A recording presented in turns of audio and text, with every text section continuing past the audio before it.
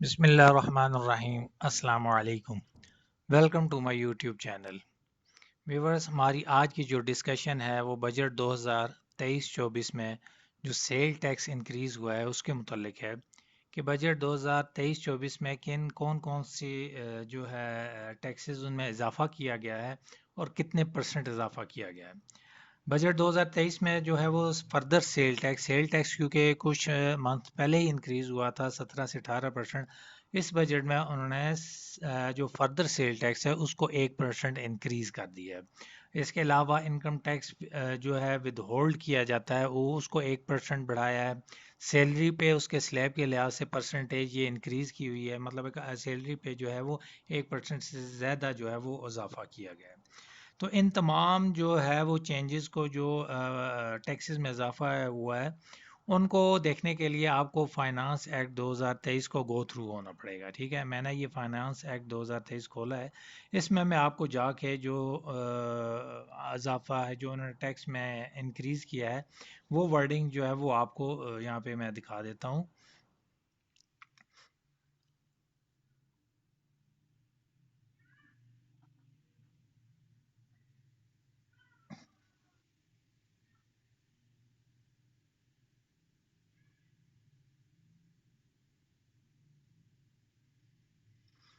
अब ये 5 number points में देखें, amendment of sale tax act 1990।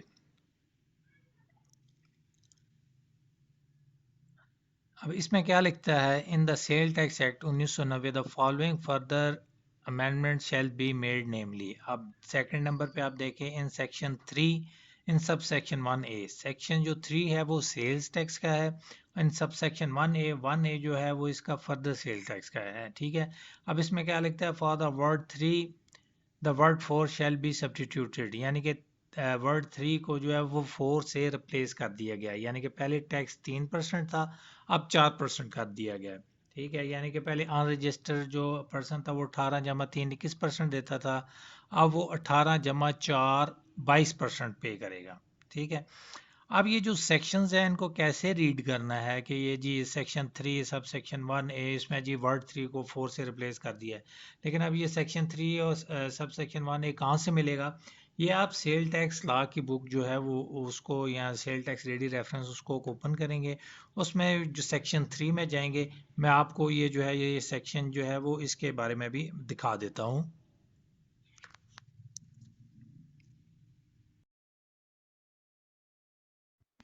Section को पढ़ने के लिए आपने sale tax ready reference book में जाना है और इसमें जो है वो आपने सेक्शन जो 3 है वो उसको ओपन करना है।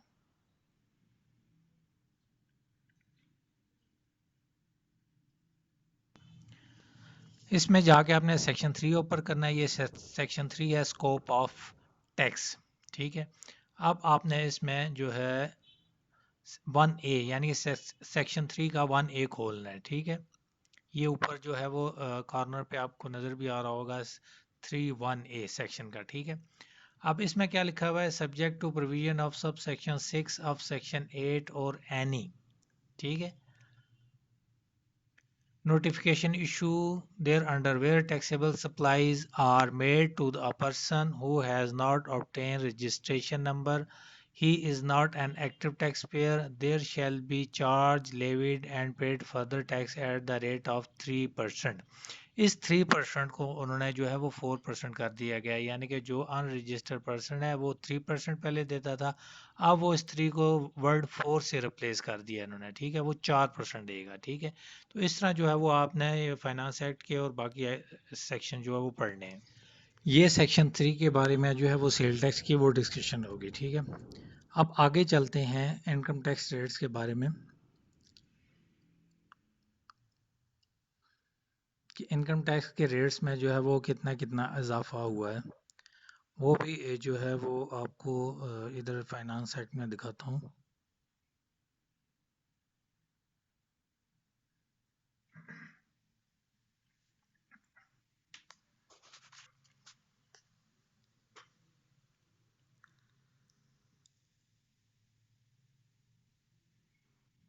आपने अगर फाइनेंस एक्ट जो है वो रीड करना है तो जस्ट सिंपली आप एफबीआर की साइट पे जाएं, वहाँ पे रिसर्च पे फाइनेंस एक्ट 2023 लिखें, तो ये पीडीएफ की फाइल जो है वो आएगी, उसे डाउनलोड करें या ऑनलाइन ओपन करके जो है वो आप इसको स्टडी कर सकते हैं। सेक्शंस के बारे में मैंने बता दिया कि इसको कैसे सेक्शन के साथ जो है वो आपने स्टडी करना है। अब ये होटल इंडस्ट्री के बारे में आ रहा है कि जो होटल सर्विसेज इंडस्ट्रीज वगैरह हैं, रेस्टोरेंट वगैरह, उनके 15% ये मतलब है रेट आ रहा है उसका 15%। और आगे जो है 5% where payment against services is received through debit और क्रेडिट कार्ड। अब आज से आगे चलते हैं।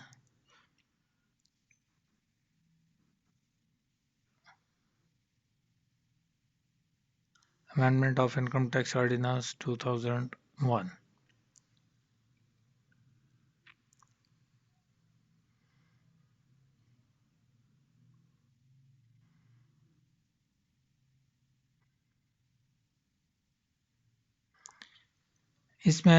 इस एक्ट में जो है वो तमाम सेक्शंस के बारे में जो है वो कितनी कितनी परसेंट बढ़ी है, वो तमाम जो है वो इसमें दी हुई है। मैं जस्ट आपको जो कॉमन या मोटे मोटे पॉइंट्स हैं उनके बारे में जो है वो जो है वो डिस्कस कर रहा हूँ आपके साथ।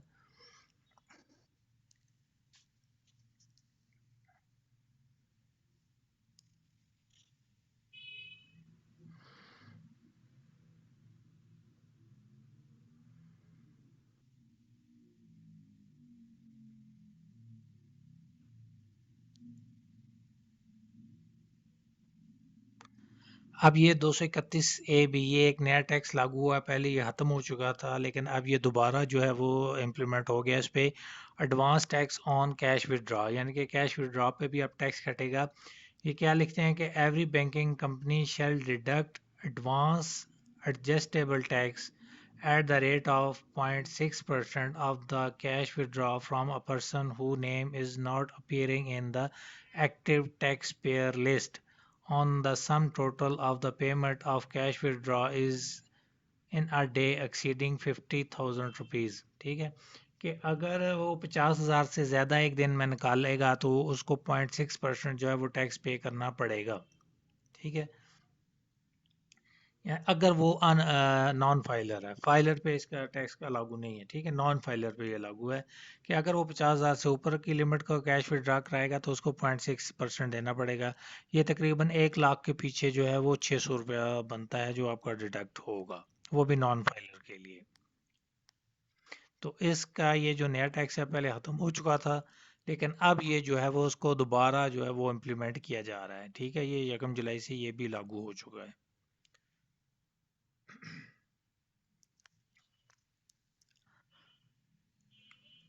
इसके नीचे ये टेबल आ रहे हैं जो है ये इनकम फ्रॉम बिजनेस से, यानी कि बिजनेस से जो इनकम आ रही है उसकी रेंज और उसकी परसेंटेज है। इसके नीचे ये सैलरी का पोर्शन आ रहा है।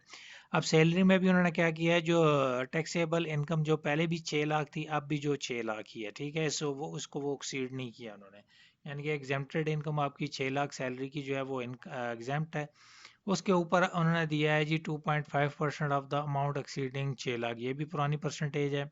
उसके बाद 3 नंबर पॉइंट में उन्होंने दिया है 15,000 प्लस 12.5%, ये भी पुरानी है। 4, 5 और 6 इनमें जो है वो परसेंटेजेस में इजाफा हुआ है। 4 में जो है वो एक 65 प्लस 22,500, ये पहले था 20। ठीक है, अब इन्होंने 2% इजाफा किया है। इसी तरह 0.5 में जो है वो 4, 35 प्लस 27.5, इसमें ये पहले था 25। ठीक है, इसमें भी जो है वो उन्होंने 2% इजाफा किया है। अब इसमें जो है वो पीछे रेंज भी लिखी हुई है, जैसे 0.5 में where taxable income exceed R S 36 lakh but not exceed R S 60 lakh.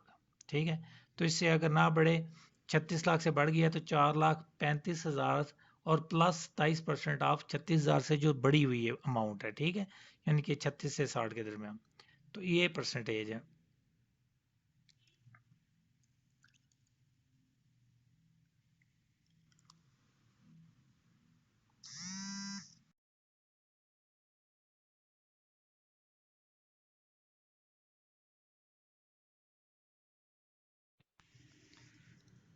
इसी तरह विद होल्डिंग के जो सेक्शंस हैं 153 के तहत, अब इसमें ये लिखा हुआ है in paragraph sub section paragraph B for the expectation 4% and 4.5% the expectation 5% and 5.5% respectively shall be substituted.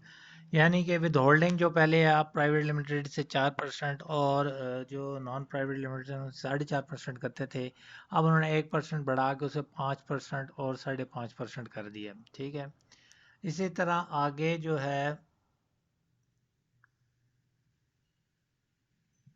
अब ये नीचे इन्होंने दिया हुआ है सब पैराग्राफ 3% था, जो मतलब है 3% टैक्स था उसको 4% कर दिया है।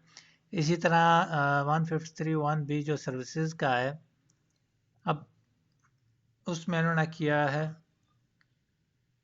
For the expression 8% and 10% the expression 9% and 11%। ठीक है, यानी कि सर्विसेज में पहले 8% था फाइलर का और नॉन फाइलर का 10%, अब उन्होंने बढ़ा के इसको 9% फाइलर का कर दिया है और 11% जो है वो नॉन फाइलर का कर दिया है। इसी तरह आगे जो यानी कि 1% ना ओवरऑल जो है वो बढ़ा दिया है। ठीक है, जो 6.5 था उसको 7, 7.5 कर दिया, जो 7 था उसको 8 कर दिया, इस तरह यानी कि ओवरऑल जो है वो होल्डिंग पे जो है वो 1% का इंक्रीज किया है इन्होंने टैक्स में। ठीक,